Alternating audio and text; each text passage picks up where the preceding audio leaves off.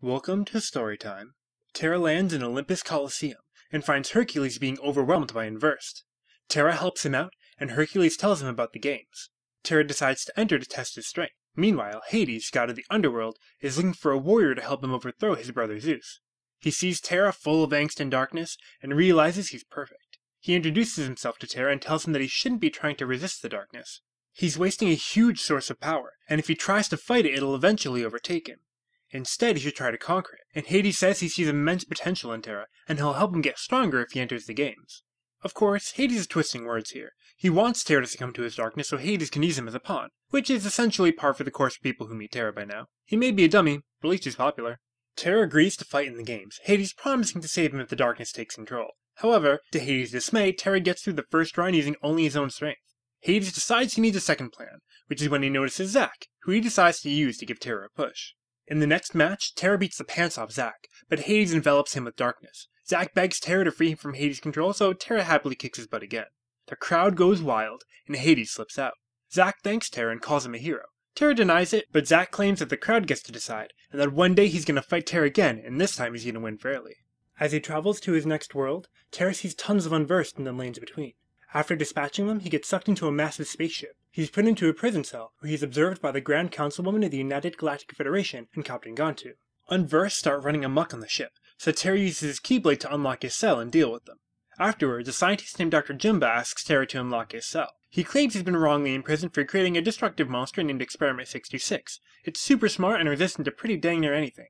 He says Terra must understand what it's like to be feared for being too powerful, which spurs him up just enough to agree to let him out of jail to go save the experiment. They find 626 in a containment field, and when they free him, he happily scurries around, crawling on Terra and snatching his Wayfinder.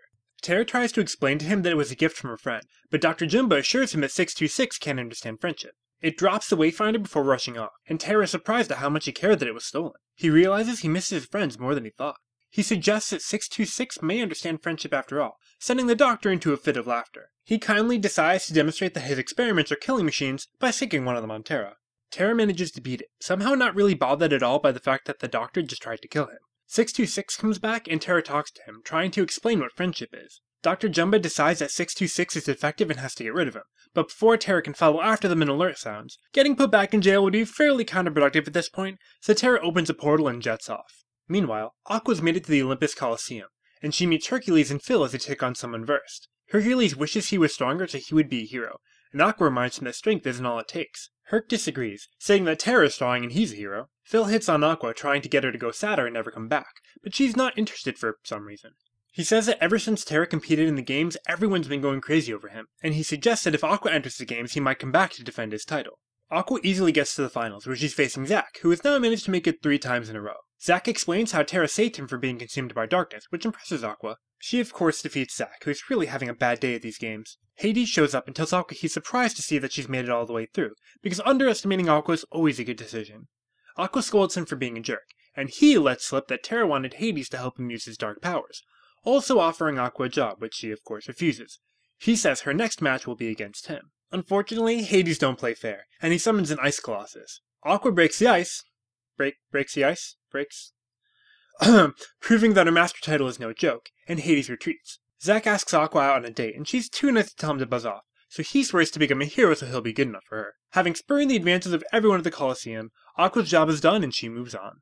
Aqua follows some Unversed onto the United Galactic Federation ship. She finds a homemade Wayfinder and 626 grabs it from her, running off. Captain Gantu comes in and asks Aqua if she saw anything, taking much too long to realize that the second human he's ever seen is just wandering around the ship like she owns the place. He escorts her to the Councilwoman, and is about to toss her in a cell when she explains that her weapon can beat the Unversed. That's all the Councilwoman needs to know, and she asks Aqua to help them clear the Unversed and get Dr. Jumba and 626 back, telling Gantu to sit back and watch since he keeps failing at everything. Aqua finds 626, who manages to repeat Terra's name to her when she asks what he's looking for, but he scampers off again. She finds his Wayfinder on the ground again, before finding him and Dr. Jumba. The doctor explains that he made his Wayfinder to model it after Terra's, and his desire for friendship is starting to interfere with his destructive instincts. Gantu shows up and starts firing lasers at everybody because capture is so last year. The Councilwoman stops the fight, thanking Aqua for her service and banishing Gantu to patrol duty after he's escorted 626 to exile.